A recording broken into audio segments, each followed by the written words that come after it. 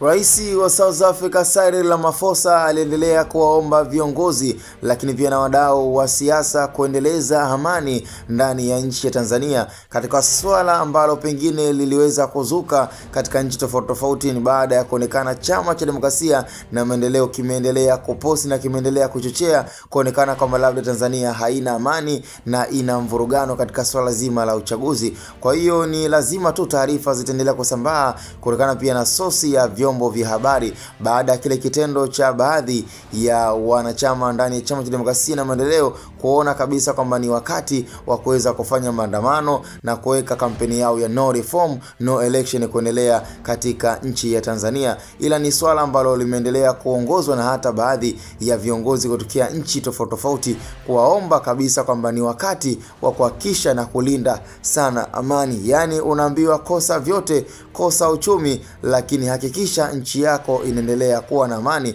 Koni internal ambayo inaweza kuonekana ndani ya mioyo ya marais wengi ndani ya nchi za Kiafrika. Yani ni heri ukawa na uchumi wa kawaida lakini nchi yako ikawa ina amani. Kwa hiyo nafikiri chama cha Chadema kisiweze kukimbilia kwenye swala zima la uchumi kuweza kupanda kwa haraka, lakini hebu kwanza tuangalie, je, Tanzania ina amani ama haina amani? Koni moja ya fakta kubwa ya kuwafanya Tanzania waendelee kubakia katika usalama wa hali ya juu sana. Kwa bila kuwa ya amani na bila kuwa na amani na kukawa na uchumi mkubwa ni sawa na hakuna kinachofanyika, ni sawa na kazi bure. Yani nchi iko kwenye uchumi mzuri lakini haina amani. Kwa hiyo hapo hakuna kinachofanyika zaidi ya kuteketeza uchumi. Kwa hiyo uchumi unaweza ukakuwa endapo amani ikawa imeweza kutawala vile 100%. Kwa nafikiri kutoka kwa ushauri mkubwa